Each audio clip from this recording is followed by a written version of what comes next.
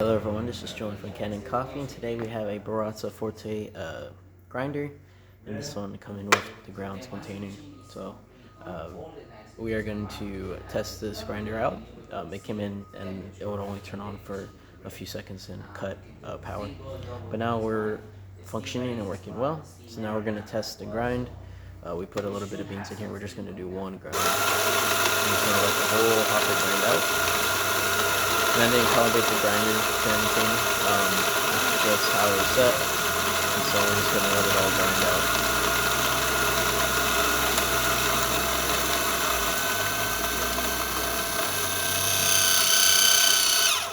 Now we'll turn that off since we ran out of beans.